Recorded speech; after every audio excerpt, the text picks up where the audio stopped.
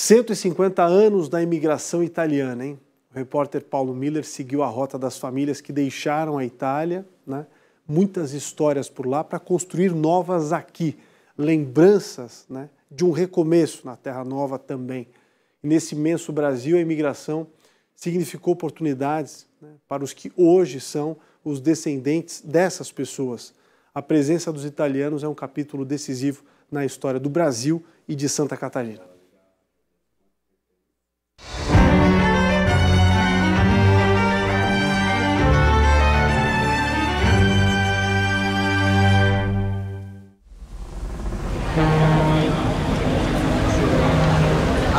Avanti, non vi fermate, non spingete, il posto c'è per tutti.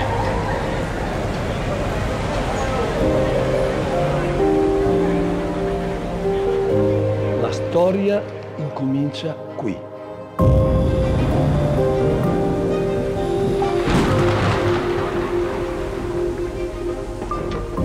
1874, o início de um recomeço. Pela frente, a América. Se non avete il biglietto di viaggio con voi, sarete messi ai ferri, chiusi nella cella di bordo come clandestini. Ricordate, chi è clandestino non viene accettato in America. Torna indietro e paga il viaggio. Conservate il biglietto.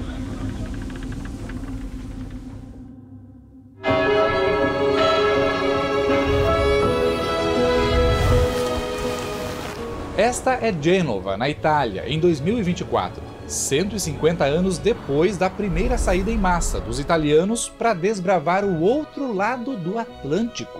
Na procura de terra, quem tinha terra? Toda a América, quem oferecia terra? Preço baixo e com nível de pagamento possíveis para eles que não tinham nada, só dignidade, grande capacidade de trabalho, unidade familiar e uma grande religiosidade. Era o Brasil. 1,5 milhão de italianos partiram para o Brasil. O porto de Gênova, na capital da Ligúria, noroeste da Itália, é um dos berços deste passado, dos imigrantes que deixaram uma história para trás para reescrever novos capítulos em outras terras. O Galata Museu del Mare, em Gênova, criado na década de 1990, reconstruiu a cidade portuária de onde os italianos saíram em busca de sonhos na América. O realismo deste lugar fascina. A Gênova de 150 anos atrás ganhou forma em elementos cenográficos.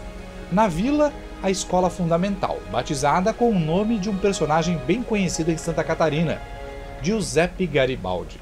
Andar por aqui é como voltar no tempo. Até a iluminação aqui é bem representativa daquela época, quando Gênova era mais escura.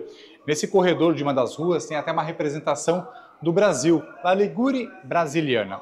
Quando os imigrantes passavam por essas ruas muito estreitas, eles se aglomeravam nos entornos da parede. E aí eram aliciados pelos donos dos albergues, os hotéis, para poder entrarem e ficarem ali. Claro que esse povo queria ganhar dinheiro a custas dos imigrantes que aí chegavam na estação marítima.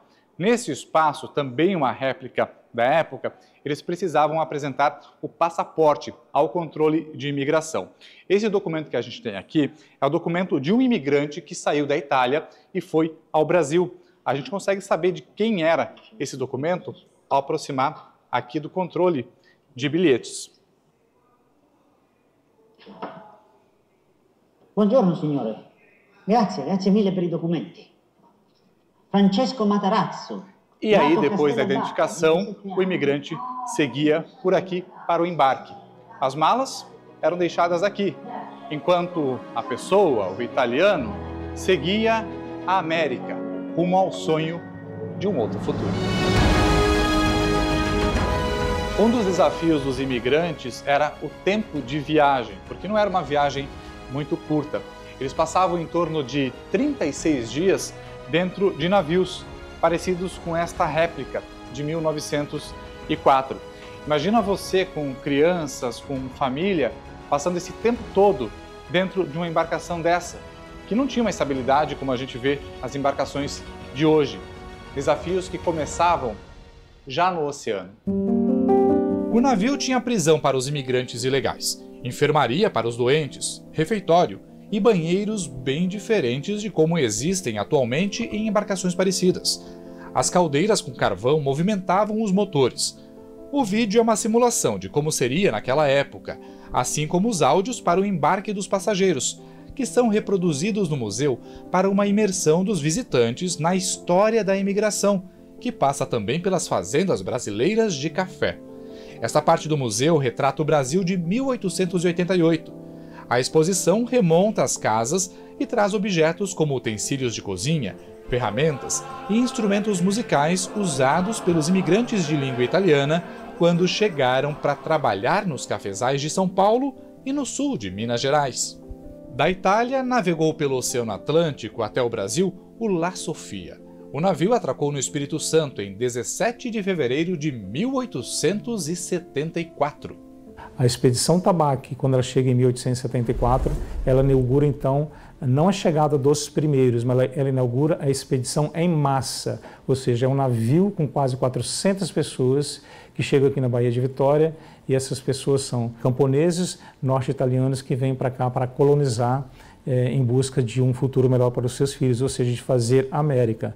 A imigração italiana em massa completa 150 anos no Brasil, mas os italianos já estavam em território brasileiro em menor número, bem antes, até mesmo em Santa Catarina. A presença italiana em Santa Catarina se observa já antes do fenômeno da grande imigração, né? A gente teve algumas passagens importantes, como foi o caso de Giuseppe Garibaldi, que participou da Revolução Farroupilha, da tomada de Laguna, onde surgiu a figura da Anita Garibaldi. Nós tivemos a colônia Nova Itália de 1836, né, na região onde hoje é o município de São João Batista, onde chegou, né, onde se formou a primeira colônia. No Arquivo Público Capixaba estão os registros da chegada dos 388 imigrantes a bordo do La Sofia. Aqui eu estou com uma foto do meu triavô, Giuseppe Lázaro Tonini. Ele estava no navio La Sofia, ele tinha 53 anos, aí com sua esposa, Domenica Gaspari. No Espírito Santo, os imigrantes italianos construíram a cidade de Santa Teresa. Em um dos bares mais tradicionais, descendentes se reúnem para celebrar a herança dos antepassados. No sul do Brasil, Santa Catarina carrega as marcas e a força italiana. Entre 30% a 40% dos catarinenses têm o DNA dos italianos. São descendentes que mantêm vivo o legado cultural, social e econômico construído lá atrás pelos imigrantes. Na década de 1980, Giuseppe Riva, italiano, que mora na cidade de Monza, na Itália, começou a vender fios para uma indústria têxtil do norte de Santa Catarina, fundada por descendentes de italianos. Conheceu a história e virou amigo de Antídio Lunelli, família de sobrenome típico italiano.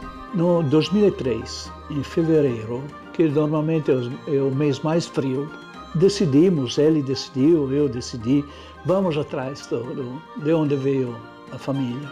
Riva ajudou os Lunelli a encontrar a origem na Itália. Infatti nós fomos a Civezzano, que é a 10 km de Trento, e fomos na igreja, pedimos ao vigário se a gente podia pesquisar nos arquivos, nos livros, para ver se tinha algum Lunelli que foi ao Brasil, e passamos um livro, depois o outro, até que enfim encontramos o D'Arrico. Encontramos até a casa de onde saiu o bisavô. Achamos a casa de onde saiu o D'Arrico Lunelli para o Brasil. O ano 1877-78. O D'Arrico é bisavô de Antídio Lunelli, fundador da indústria têxtil do estado. Sobrenomes como Lunelli, Berti, Tafner, Adami, Berlanda, Fontana, Martinelli, Giassi e tantos outros se tornaram conhecidos em Santa Catarina pela chegada dos visionários imigrantes italianos. Uma história que continua na próxima reportagem, com novas viagens de conexões entre a Itália, o Brasil e Santa Catarina.